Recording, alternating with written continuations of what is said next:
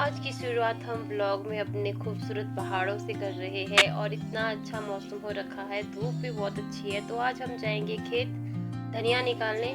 तो धनिया हमारी कुछ इस तरह से है और ये धनिया बहुत ही हरी है।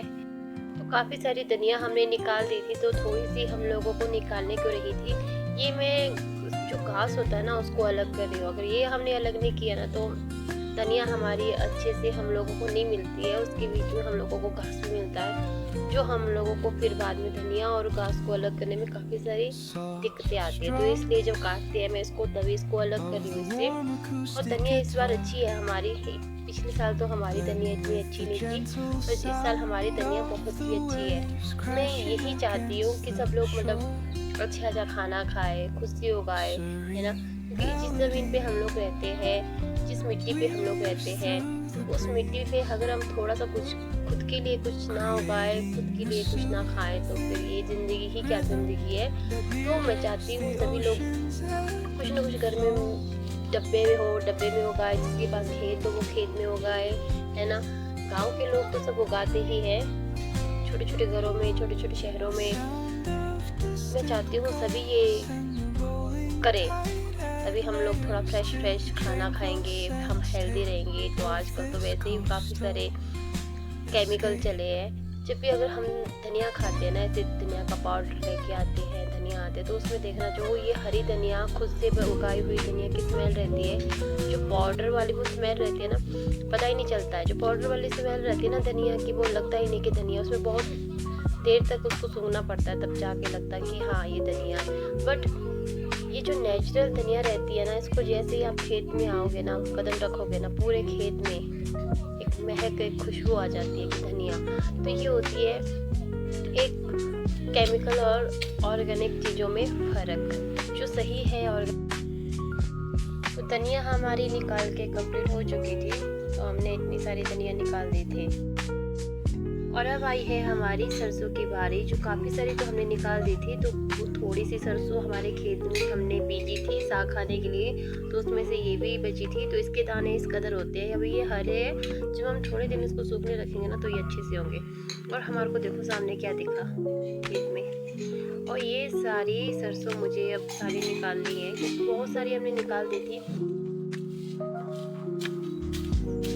तो हम ये अब निकाल के ख़त्म करेंगे। और ये जो मैं आपको दिखा रही हूँ ना, ये आप देख सकते हो ये पौधा किस चीज़ का। ये पौधा है गाजर का। मैंने काफ़ी पहले गाजर बीजी थी, बट बहुत सारी बारिश के कारण वो गाजर ख़राब हो रखी थी।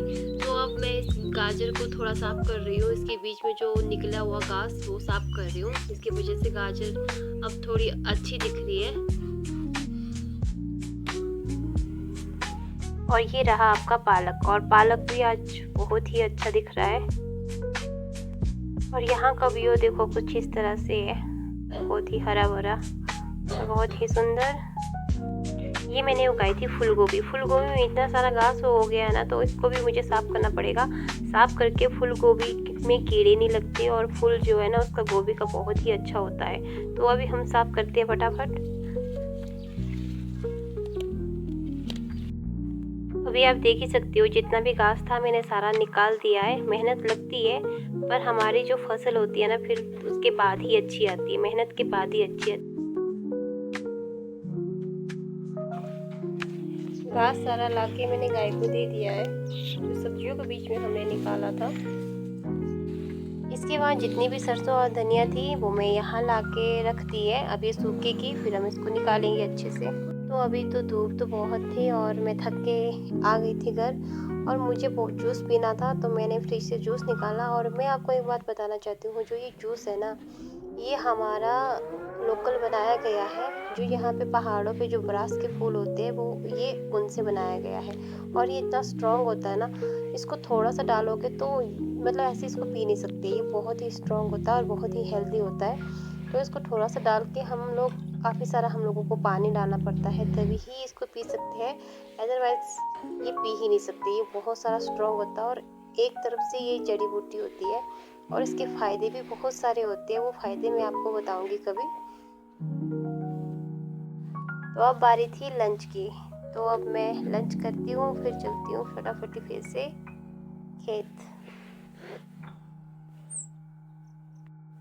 मुझको धनिया निकालनी थी, इसलिए अर्नब भी साइकिल से थोड़ी हेल्प कर रहा था मेरी।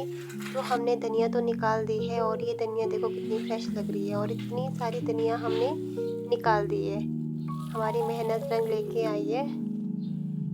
मेरे से ना एक पाप होते होते बच गया। देखो यहाँ पे मेरी दराटी है और ग्लव्स घास काट रही थी। बस काटने ही जा रही थी मैं, ये चिड़िया के अंडे फट जाते। यहाँ पे दिख रहे हैं ना, देखो पिछले साल भी मेरे को चिड़िया के अंडे मिले थे, बट इस बार भी मेरे को अंडे मिले। ये है 3। पिछली बार के अंडे ख़राब हो गए थे, इस बार मैं इनको ख़राब होने नहीं दूंगी, छूने ही नहीं है मेरे को। पिछली बार बच्चों ने छू लिए थे ना, छू के बोलते हैं अंडे ख़राब हो जाते हैं। इस बार नहीं छूने भाई। चिड़िया मेरे को यहाँ दिखी थी, यहीं कहीं थी। अगर यहाँ पे होती ना तो अभी दिखाती आपको किस चिड़िया के अंडे ऐसे ब्लू होते हैं। देखो धूप में एकदम मस्त ऐसे मेहनत की इन्होंने झाड़ पे घोंसला बना के। सुबह सुबह आई थी यहाँ पे घास काटने, एकदम से दिख गए। यहाँ पे काटा था मैंने, देखो ऐसे इनके बीच में बताओ अब किसको दिखेगा। ये तो मेरी ऐसी नज़र चली गई तो मैं रुक गई, नहीं तो ये गिर जाते नीचे सारे।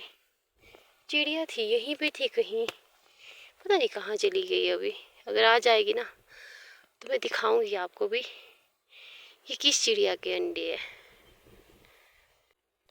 तो अभी मैं फिर से खेत आई थी क्योंकि थोड़ा सा काम मेरे पास बच चुका था, तो मैंने सोचा क्यों ना मैं वो सारा ख़त्म करके घर जाती हूँ। तो गाइज़ अगर आपको मेरे ब्लॉग अच्छे लगते हैं तो लाइक शेयर कमेंट सब्सक्राइब ज़रूर करना, क्योंकि आपका एक लाइक क्या पता मेरी वीडियो को आगे ले जाए।